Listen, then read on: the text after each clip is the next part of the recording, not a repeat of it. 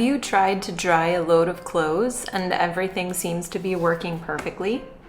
The dryer turns on, you're able to pick your settings, it starts spinning, everything seems fine. The machine beeps at you, letting you know the cycle has ended, your clothes are dry, but you open the door and they're not. They're still soaking wet. And you're left thinking, what the heck just happened? Let's say that you've already tried some troubleshooting ideas and covered all of the usual suspects. You've opened the dryer and emptied the lint tray.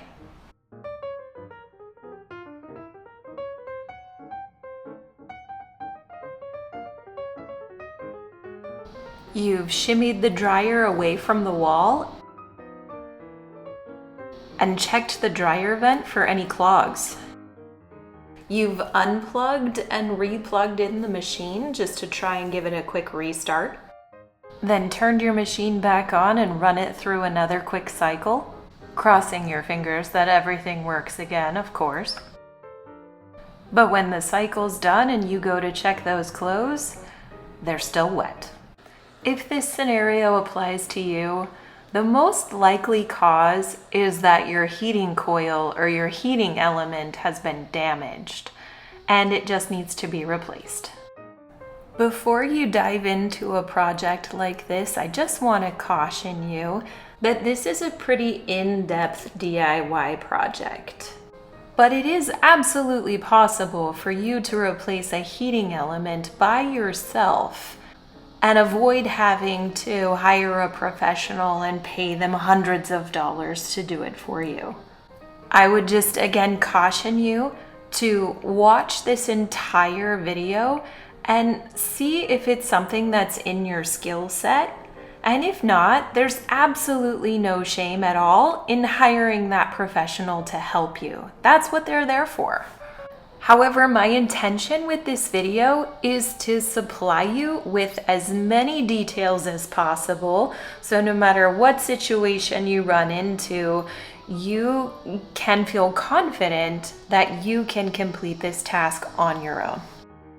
For this reason, this is going to be a really lengthy video, and it specifically applies to this model and serial number of a Samsung clothes dryer. Once you have your machine's model and serial number, you can start looking for a heating coil, or it's also known as a heating element, to replace that part in your dryer. And I will put a link to the specific product that I used in the description of this video down below.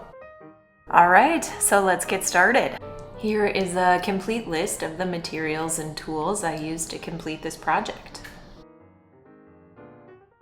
The first thing you're going to have to do is get access to that heating element or that heating coil that you need to replace. On this particular model, the heating coil is actually in the bottom right-hand corner of the dryer.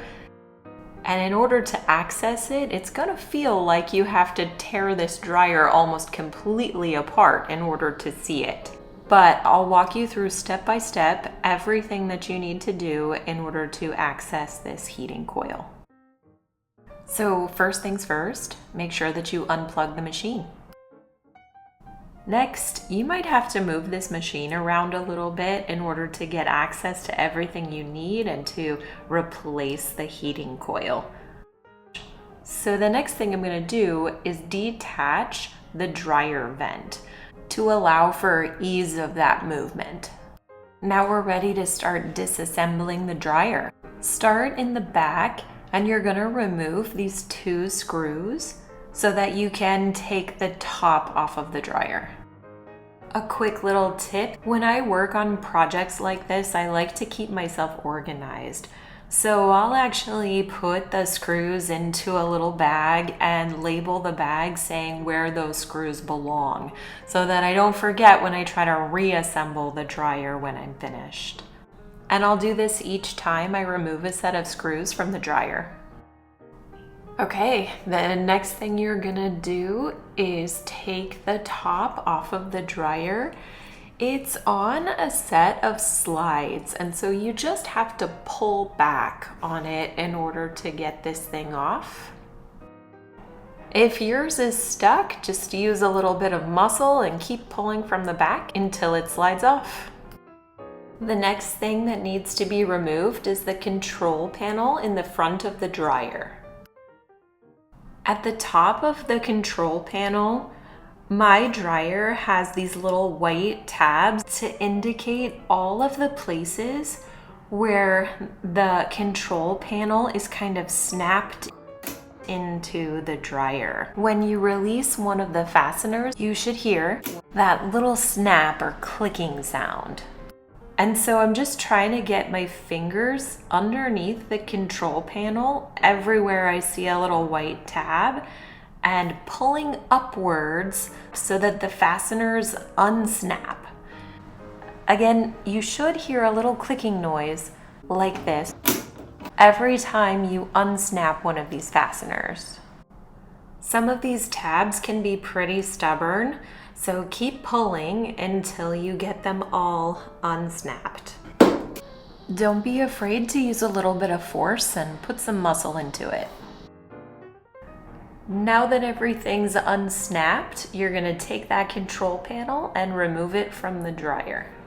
You should be able to grab the control panel at the top and just pull forwards to release it from the dryer.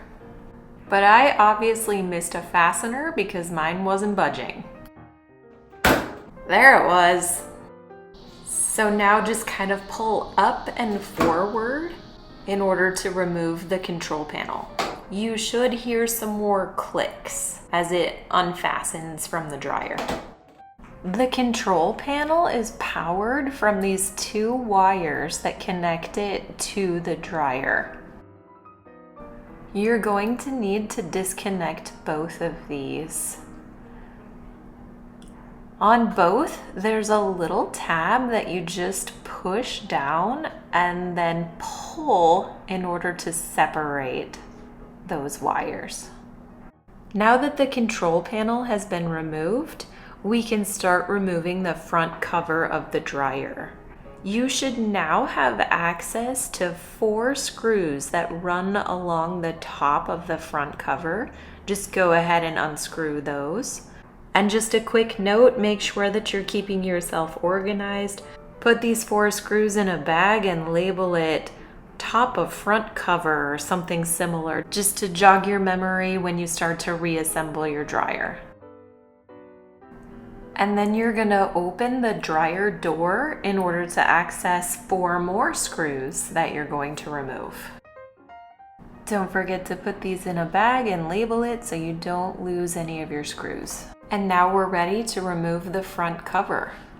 In addition to the screws, there are also 2 tabs that are holding that front cover in place. They're located at the top of the cover. In order to remove this, I took a flathead screwdriver and pushed down on the tab until the cover was able to slide over top of it. And then do the same thing to the other side.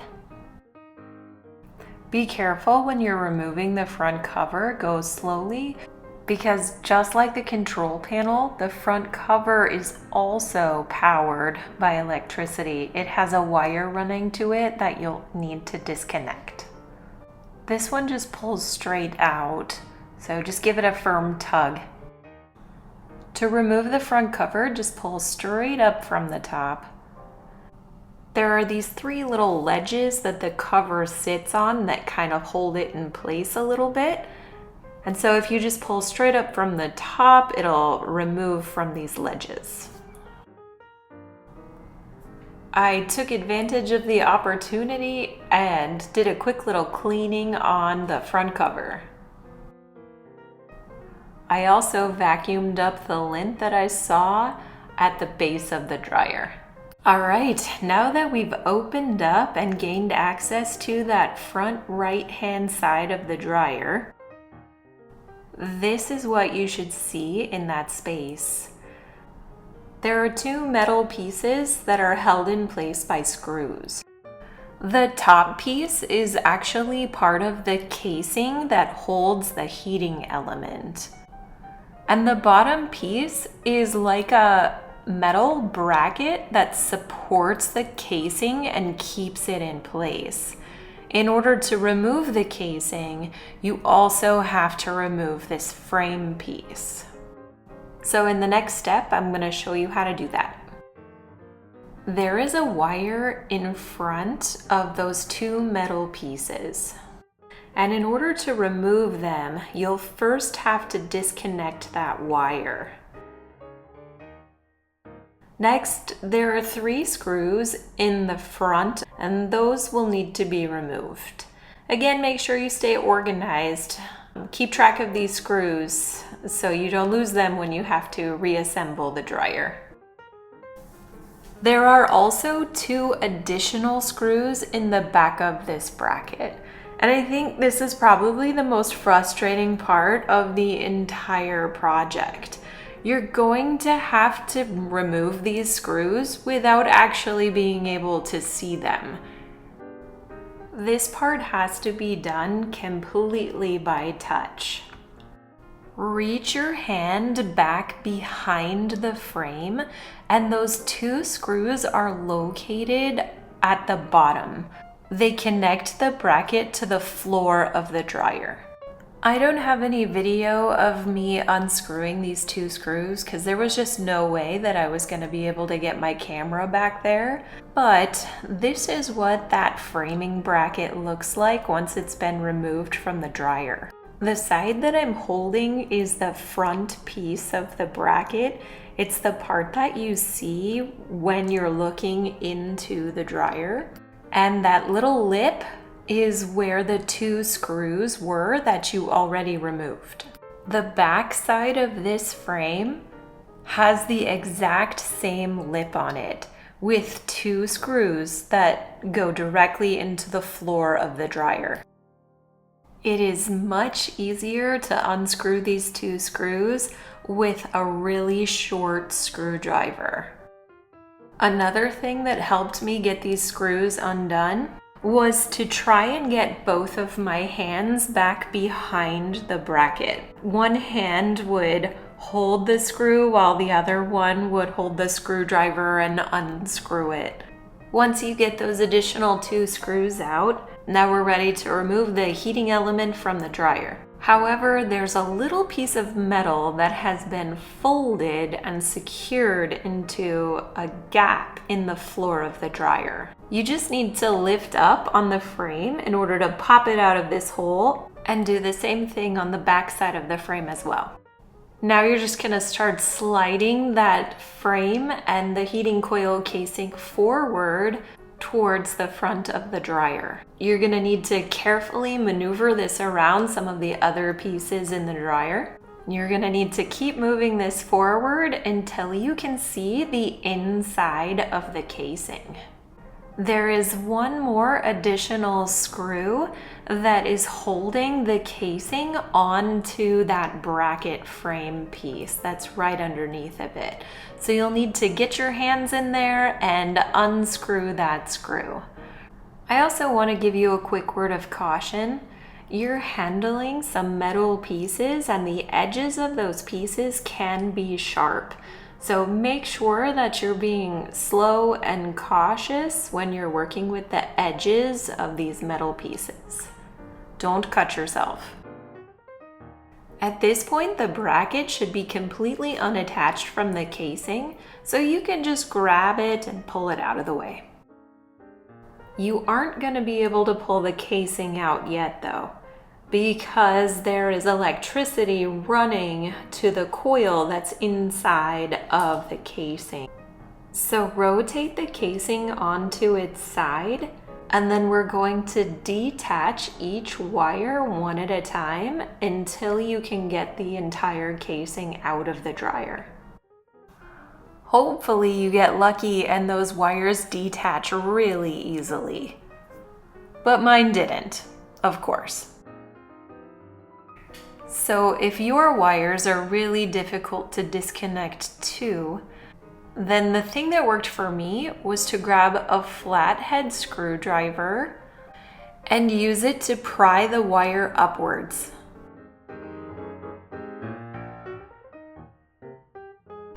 Hold the wire in one hand and pull upwards as you also pry with the screwdriver to loosen up that connection. There are 6 wires connecting to the casing. So repeat this until you disconnect all of those wires.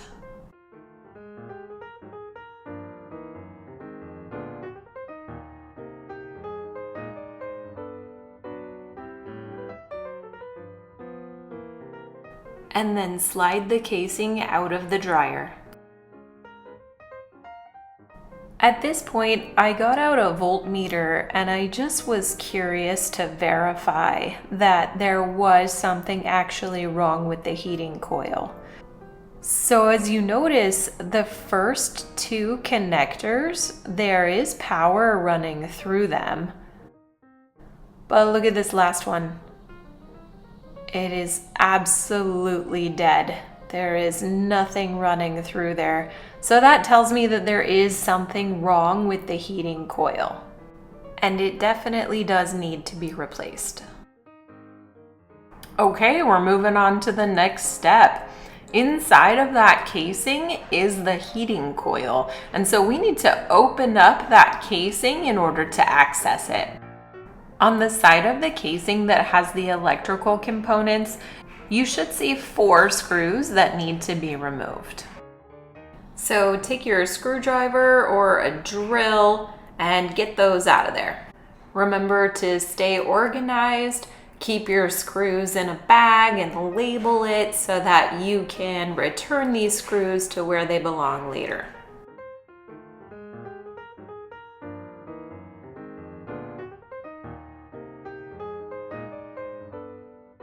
And then flip this casing over on the other side and you should see 3 additional screws that also need to be removed. Unfortunately, I ran into an issue with one of these screws because it was stripped and I could not get it out. I tried a regular screwdriver and then I tried a drill and I could not get them out. So I'm going to show you what I did instead in case you run into a similar problem. I took my Dremel tool with a metal grinding attachment and I tried to turn that Phillips head screw into a flathead screw just by gouging a straight line right into the center of it. I checked it with a flathead screwdriver just to see if it would turn yet, and my line wasn't quite deep enough for the screwdriver to get seated yet. So I took my Dremel tool back out and dug a little deeper, if you will, so that the screwdriver can get in there and remove the screw. If you ever need to do something like this, just be safety conscious. You know, wear goggles so that you have protection against those sparks that are flying. And then in this case, remember, you're working with edges of metal. So just be really careful that you don't cut yourself when you're working with this sheet metal. Once you get those screws off, you're gonna flip that casing back over to the electrical side. And you need to remove 2 more screws. 2 of those electrical components each have 2 screws holding them in place, and you just need to remove 1 screw on each of those electrical components. Those screws are helping to hold the top and bottom of the casing together. So you just need to remove 1 screw on each of those 2 pieces so that the top can slide away from the bottom. And before we can separate the top from the bottom halves of the casing, there's one more thing you need to do. On my casing, there is a little tab of metal that has been inserted from the bottom to the top half of the casing and then folded over so that those 2 pieces remain together.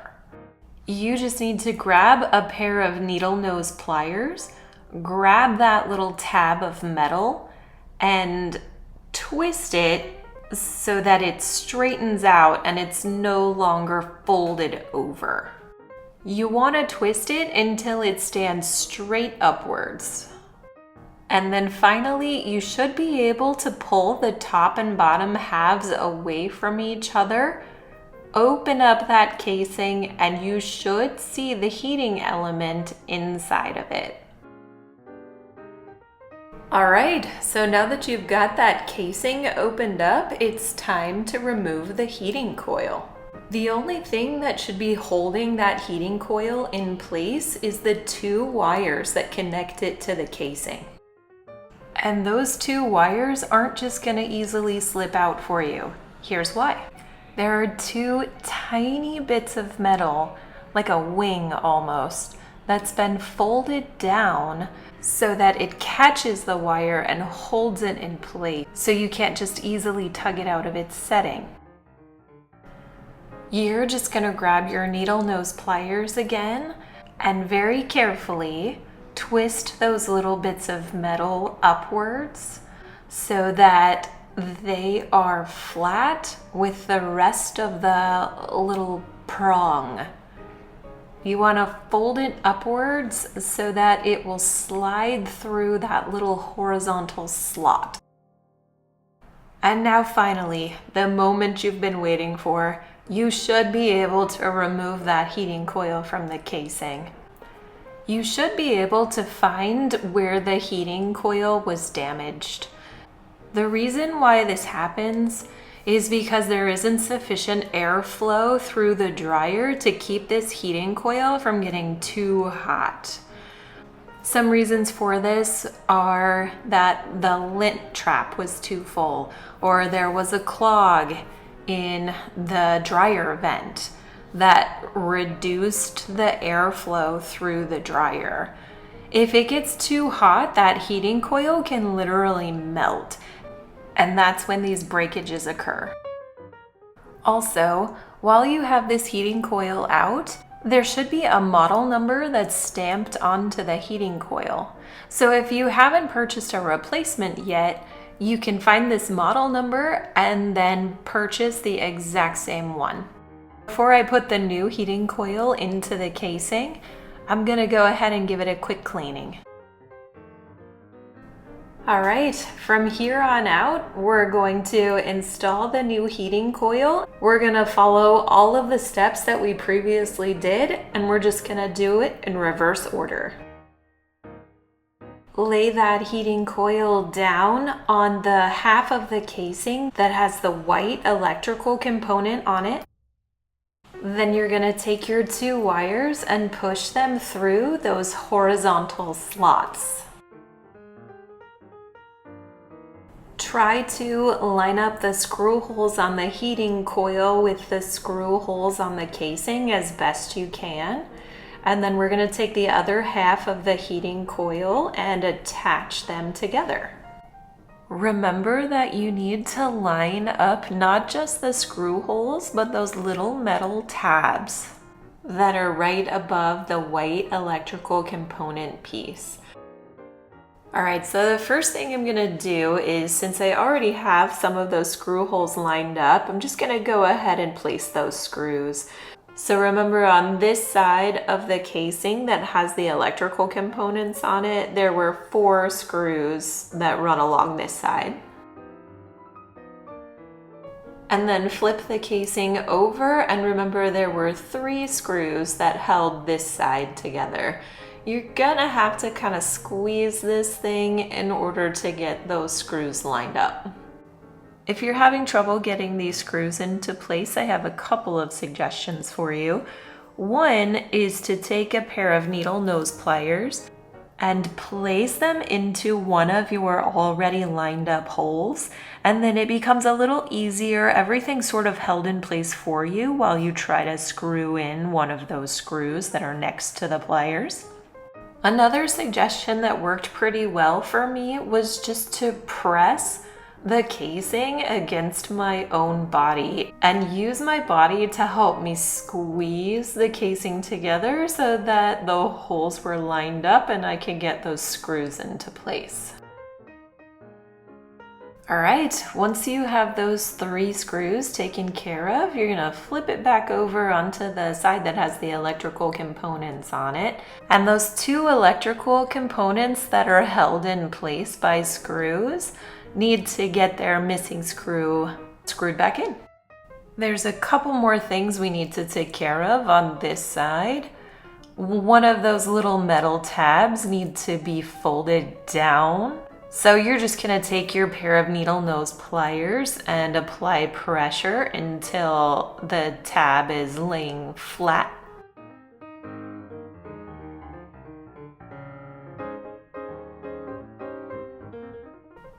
And lastly, we need to ensure that the little prongs on the white electrical component piece don't slide around and fall out of that component. So we need to take these little wings, either from the left or the right side, doesn't matter, and we're just gonna fold one of them down to ensure that it stays seated where it's supposed to be and doesn't slide out. Make sure that you test it out. Grab it with your fingers and try to move it around. If it doesn't slide out of place, you did an excellent job. And then make sure that you do this to both of those prongs, the top and the bottom. And then if you just want to give yourself some extra peace of mind, you can take out your voltmeter and test and make sure that that heating coil that you just replaced has a current flowing through it. And then we're moving on to the next step. We need to get this casing back into the dryer. Notice how the heating element is round on one end. That is the side that's going to be seated into the circular housing in the back of the dryer. If you look closely, you'll see there are 2 tabs towards the top of that circle. And this is where these 2 little notches in the heating coil casing are going to be seated. Remember, the way that we took this casing out of the dryer is the same way that we're gonna put it back in. We're just gonna do things in reverse order. So you're gonna take your casing and you're gonna slide it back into that space, but you're gonna make sure that all of your electrical components are facing upwards so that you can easily see them to reconnect those wires. You're gonna take that first set of wires and plug them into place. Remember that the way that you took the wires off is the way that you should put them back on. So make sure that the black and blue wires get secured onto the correct prongs. You really just need to push them down into place and then give them a quick tug upwards to make sure that they're properly seated and aren't going to slip off. Then you're gonna slide the casing further into the dryer and work on the next set of wires. Keep repeating this process until all 6 wires have been reconnected.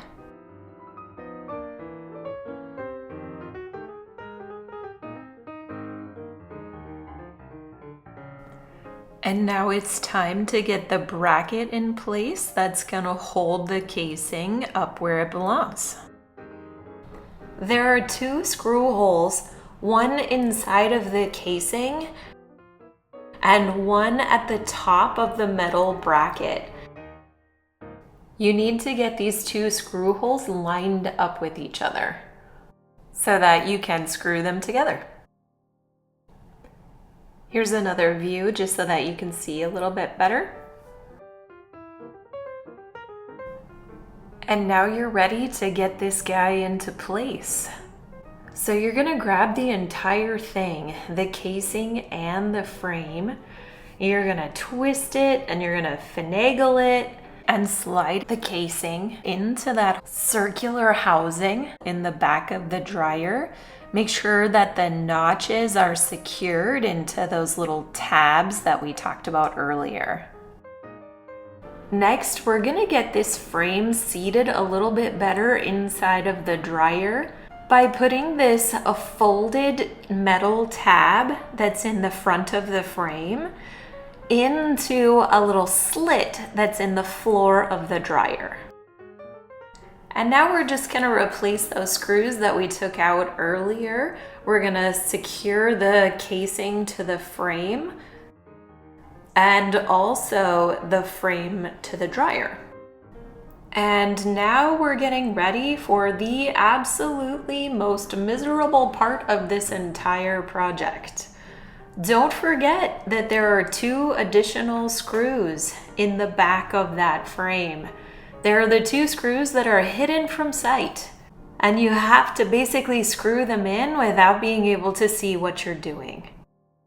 Here's a quick reminder that the 2 screws I'm talking about go into this little lip on the back of the frame. A couple of things that will help you out with this step is trying to use the smallest screwdriver that you can find. It's a really confined space already, and the smaller your screwdriver, the easier it is to get control of those screws. Another thing that helps is to find a way to comfortably get both of your hands back behind the frame. That way one hand can hold the screw while the other hand uses the screwdriver to screw it into place. Or just find somebody with tiny hands to do it for you. And the last little bit of this step is to reconnect those wires that attach together right in front of the heating coil casing and that metal frame. And you are almost done. The last step gives you some instructions on how to reassemble your dryer. First, we're gonna work on putting the front cover back into place. Make sure you get the door properly resting on those 3 little ledges at the bottom of the dryer. You should be able to feel it when it's properly seated in place. Here is a top view of that front cover. Remember that you have to reconnect the electricity to the door. And then you have to push the cover forward so that it slides over the top of those metal tabs. There should be 2 of them that help secure it in place. Then you're gonna open the door on that front cover and you're gonna screw in those 4 screws that belong in those spots. And then you're gonna move to the top of the front cover and there are 4 screws that need to be screwed in here as well. Next, we're gonna work on reinstalling the control panel. There are 2 plastic arms that are gonna work as hinges. You're gonna insert these into their respective slots and then rotate upwards, but don't click anything into place yet, because you need to reconnect the electricity that flows into the control panel. There are 2 connections that you need to get secured. And then you just need to snap the control panel back into place. You should hear those lovely clicking noises when everything gets popped back in. The last thing to do is get the top cover of the dryer back into place. Remember that there are slides on that top cover, little groove that you need to slide right onto. And then at the back of the dryer, there are 2 screws that need to be screwed back in order to secure that top cover in place. Don't forget to replace the second screw on the right side of the dryer as well. Now just reconnect your dryer vent, push your dryer back up against the wall, and plug it back in. Turn your dryer on, run it through a cycle, and hopefully this time your clothes will come out nice and dry like they're supposed to. Remember to prevent your heating coil from getting too hot and breaking again. Make sure that you clean out your lint tray frequently. And periodically check your dryer vent for any clogs. And that's it! I wish you luck on all of the projects that you decide to tackle. And if you found this video helpful, please hit the like button and consider subscribing to my channel. Thanks!